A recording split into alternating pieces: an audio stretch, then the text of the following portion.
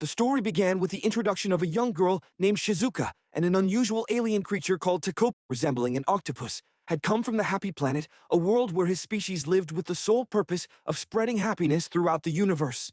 Hungry and unfamiliar with Earth, Takopi was kindly approached by Shizuka, who offered him bread. Touched by her kindness, he decided to repay her by sharing some of his so-called Happy Gadgets devices capable of granting joy, much like something out of a Doraemon. Among them was a flying ring, but Shizuka refused to use it, saying that such gadgets would not change anything in her life. Takopi, innocent and inexperienced in human emotions, misunderstood her refusal. He assumed she must already know how to fly. But the truth was different. Shizuka's worn-out bag and her lonely demeanor hinted that she was a victim of bullying. Soon, it became clear that a blonde girl named Marina was the one tormenting her. Despite not fully understanding human cruelty, Takopi continued trying to bring happiness to Shizuka. He introduced gadgets day after day, one of them a camera with a mysterious hidden function.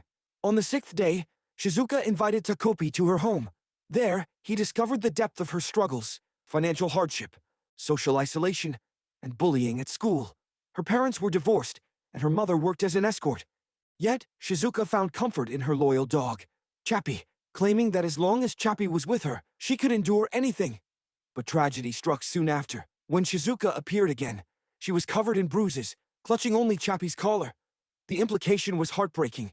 Something had happened to her beloved dog. Takopi could not comprehend why humans would cause such pain to one another. That day, Shizuka did something unusual. For the first time, she accepted one of Takopi's gadgets, a ribbon, that, when tied between two people, bonded them as friends. Though Takopi had been warned never to give his gadgets to other species, he could not refuse her. Filled with unease, he followed her home. What he saw shattered him. Shizuka was hanging by the ribbon, having taken her own life. For Takopi, the very concept of suicide was unimaginable. The sight of it filled him with unbearable guilt. He had come to spread happiness, yet here, he had failed. But Takopi still had one chance. The happy camera, which he had revealed earlier, possessed a secret power, the ability to rewind time to the moment a photo was taken. With determination, Takopi decided to use it. He vowed that this time, he would truly help Shizuka, speak with her more, and not stop until he managed to put a smile on her face. After rewinding time with the happy camera, Takopi found himself back in the days before Shizuka's death. This time, he was determined to prevent the tragedy and make her truly happy. He followed her to school, witnessing firsthand the bullying she suffered. Shizuka was mocked and beaten by Marina. At first, Takopi assumed that perhaps Shizuka was bullied because she didn't finish her homework or lunch. Trying to help, he secretly gave her answers in class, surprising everyone. But Takopi was still too naive. In his eyes, bullying wasn't something one-sided. He thought of it merely as a fight between friends, a misunderstanding that could be solved if they just talked things through. So he insisted that Shizuka approach Marina and resolve the conflict. Terrified, Shizuka refused, because in reality, they had never been friends at all. Determined to fix things himself, Takopi used a gadget to copy Shizuka's DNA and transform into her. Disguised in Shizuka's form, he approached Marina. But instead of reconciliation, he was slapped and beaten mercilessly. For the first time, Takopi experienced what it meant to be the victim of bullying. The sting of physical pain, the humiliation, the burning sensation in his chest. It was an awakening, but a brutal one. Unable to stop Marina's relentless cruelty, Takopi rewound time again. Yet, each time he tried, the same cycle repeated. His courage faltered. The beatings grew harsher. At one point, Marina nearly drove a pencil into his eye. Eventually, Takopi realized that he could not face Marina directly. Instead, he attempted a different approach, crying out for help and alerting the teachers. By doing this, he managed to lessen the intensity of Marina's bullying, if only for a moment. In the midst of this, Shizuka revealed something unexpected. Despite all her suffering, she admitted that her recent days had felt a little brighter. Meeting Takopi and having Chappie by her side had given her small fragments of hope. These words reassured Takopi that his efforts were not entirely in vain. Meanwhile, Marina's story also began to surface. At home, her life was far from perfect. Her father often spent money and time with Shizuka's mother, neglecting his own family. This neglect, combined with her mother's growing instability, tore Marina's household apart, as Marina's mother assaulted her out of her father's behavior. The next day, Takopi continues to help Shizuka in class. Later, Shizuka, little by little, had begun opening up to him, sharing her feelings and showing glimpses of trust. Takopi believed that he could save her, that he could finally bring happiness into her life. But Marina had other plans. She had discovered Shizuka's greatest weakness, her beloved dog, Chappie. After school, she secretly stalked Shizuka and Takopi. At the right moment, she attacked. Unlike before, Shizuka was not alone. Chappie was by her side. When the dog saw his owner being harmed, he rushed to defend her and bit Marina. Screaming loudly, Marina drew the attention of the people nearby. In Japan, rules regarding animals were strict, and dogs were not tolerated. Believing Marina had been attacked, the authorities quickly arrived, captured Chappie, and took him away. The sight broke Shizuka completely. Losing her dog, the only source of comfort she had, drove her once again toward despair. Takopi realized that the night Shizuki ended her life, Chappie was not with her, so he rewound time, trying desperately to stop the outcome. Yet Marina always managed to find a way to trap Chappie, and Takopi's efforts seemed futile. In her grief, Takopi made Shizuka promise that he would find her dog, no matter what it took, and bring him back to her. This time, Takopi didn't rewind the time, so Shizuka and Takopi with her mother visited the animal shelter, where they got to know that Chappie will be sent to Shizuka's father's place for a while, but it was all lie. The next day at school, Marina arrived with a bandaged hand, dramatically claiming that Shizuka's wild dog had attacked her. It was all a lie. There was no real injury. She merely wanted to humiliate Shizuka further, but another student, Azuma, appeared. Though small and timid, he tried in his own way to stop the bullying. That day, Marina once again assaulted Shizuka, beating her without mercy. Watching helplessly, Takopi finally reached his breaking point. Acting on instinct, he grabbed the happy camera and struck Marina on the head. The impact was brutal, blood spilled, and Marina collapsed motionless on the floor. Takopi, horrified, realized he had killed her. He had never intended to harm her. He only wanted to protect Shizuka. Panicking, he tried to use the camera to turn back time, but in the struggle the device had been damaged beyond repair. The one gadget that had allowed him to undo mistakes was gone. For the first time, there was no going back. But Shizuka's reaction was different. She wasn't horrified, or rather, she was happy as her bully died. She even started thanking Takopi, while Takopi, seeing even the faintest smile on her face, believed he had finally made her happy. In his innocent mind, there was no regret, only the hope that her suffering had ended. Not long after, the two were approached by Azuma. Concerned for her well-being, Azuma had been following them, and was horrified when he discovered Marina's lifeless body.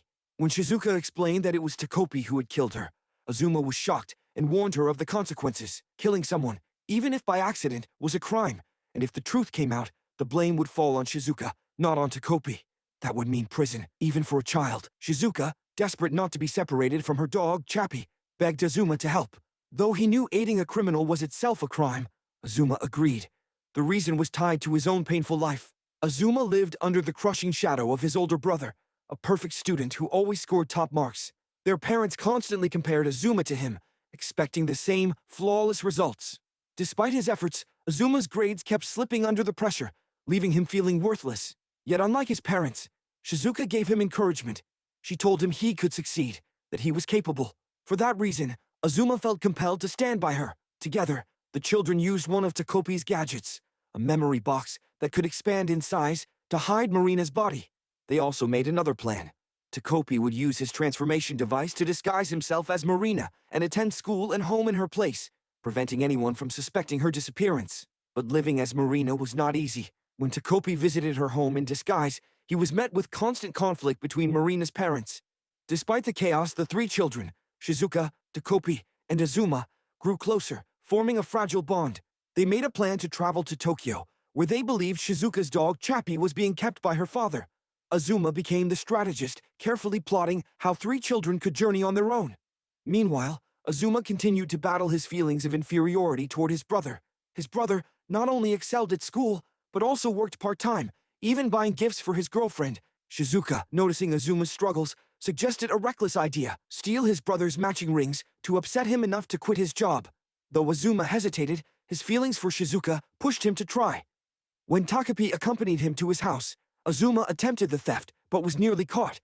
In a desperate escape, he leapt from a window, narrowly avoiding injury thanks to Takopi's gadgets.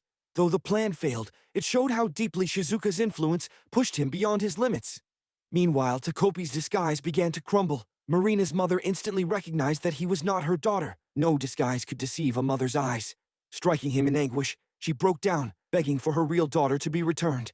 In that moment, Takopi finally realized the true weight of his actions. In trying to save Shizuka, he had destroyed another child's life and broken a family apart. The guilt overwhelmed him. Takopi wept, apologizing to Marina's parents in his heart, blaming himself for taking their daughter away. He vowed to find a way to prevent further tragedy and not to ruin another family. But their fragile plan was already beginning to fall apart. The hidden body they had buried was discovered. News quickly spread across Japan. The body of a young girl had been discovered in the mountains of Hokkaido. The revelation shook everyone, but for Takopi, Shizuka, and Azuma, it was devastating. The moment the children heard the news, Azuma panicked. He yelled at Takopi to immediately drop Marina's disguise and return to his original alien form. Azuma carried the weight of guilt more heavily than the others. It had been his idea to hide the body, and now it had failed.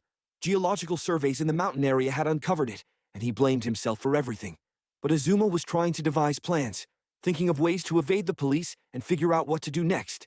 Takopi, however, had begun to change. He now recognized the depth of his mistakes. He confessed to the others that the right thing would be to tell the police everything. They couldn't bring Marina back to life, but at the very least, her parents deserved to know the truth. Hearing this, Azuma reluctantly agreed, but Shizuka stood apart. Her mind was fixed on a single thought: finding her dog, Chappie, in Tokyo. She didn't care about the police, the investigation, or even the danger hanging over them. For her, nothing mattered except reuniting with Chappie. Then revealed the full burden Azuma carried in his personal life. His mother, a hard-working doctor, grew harsher with every test. Then, under the strain of family expectations and the stressful situation surrounding Marina's death, Azuma's school performance suffers dramatically. Finally, she broke him completely, saying she had no expectations from him anymore, that she had given up hope. Those words scarred Azuma deeply. He longed for approval, but felt he could never achieve it, and so he began to project those hopes onto Shizuka. Her black hair and double eyelids reminded him of his mother, and since he could not make his mother proud, he decided he would at least live up to Shizuka's trust. That was why he could never refuse her requests. Then, taking advantage of this, Shizuka did something shocking. She told Azuma to take the blame for Marina's death. She handed him the happy camera and insisted he confess in her place. To manipulate him further, she kissed his cheek and hugged him, whispering that he was her last hope. Azuma, overwhelmed, could not say no. He accepted the burden, but before he could go through with it, his older brother stopped him. Concerned by the stress Azuma had been showing, his brother asked what was wrong. In tears, Azuma poured out everything. To his surprise, his brother comforted him, saying that no one was perfect, not even himself. While he excelled at school, he too had weaknesses. What mattered was that they were brothers, and Azuma did not need to carry his pain alone. It was a heartfelt, wholesome moment of sibling support that briefly lifted Azuma's spirit. Still, Shizuka quickly realized that Azuma would not take the blame as she had hoped. But even then, her focus never wavered. With summer vacation beginning, she turned to Takopi and insisted they go to Tokyo to find Chappie. So the next day, with shining eyes filled with hope, she set off on her journey. But reality was cruel. When Shizuka finally reached her father's home, she was not welcomed with warmth. Instead, her father ignored her completely. He had left his old life behind, started a new family in Tokyo. Chappie was not there either. In fact, her father had long forgotten about the dog he once gave her. Shizuka's hope shattered in an instant. The truth was harsher. Chappie had been taken away by the municipal authorities when he bit Marina, and his fate was uncertain. Perhaps he had been euthanized, perhaps kept away somewhere. But whatever the case, Chappie was no longer part of Shizuka's life. Takopi, feeling responsible for leading her into this painful situation, repeatedly apologized. He begged her to return home with him, promising that they could start a new life together, enjoying his gadgets and finding happiness again. But to Shizuka, his words sounded like betrayal. In her eyes, even Takopi was no longer on her side. In a sudden, shocking moment, Shizuka picked up a stone, ready to strike Takopi down. She was on the verge of killing him. At this point, the story revealed a major twist: Takopi's past. It turned out that his arrival on Earth and his meeting with Shizuka were not the first. Long before these events, Takopi had already visited Earth once. Back then, he had met Marina, not Shizuka. This earlier Marina was not a child, but a high schooler, carrying deep scars, both physical and emotional. Her father had abandoned the family, and her mother abused her violently. At one point, her mother even pressed broken glass into her mouth, leaving permanent marks on her face.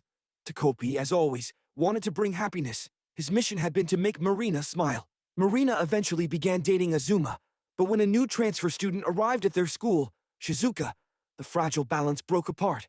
Unlike the Shizuka we knew as a child, this Shizuka resembled her mother in personality. She seduced Azuma, using physical closeness to draw him away from Marina.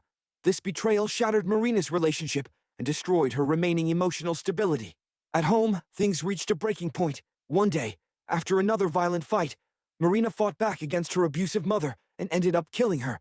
Traumatized, Marina blamed everything on Shizuka. In her mind, none of this would have happened if Shizuka had not entered her life again. She dreamed of going back in time to kill Shizuka as a child, preventing all of this suffering from ever happening. Takopi, desperate to fulfill his mission of making Marina happy, took her wish to heart.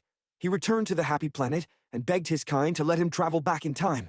His mother allowed it, but at a cost. When he returned to Earth, his memories would be erased. And so it happened. Takopi's mind was wiped clean, and when he landed on Earth again, he met Shizuka, the very girl Marina had wished dead. That was where the story began.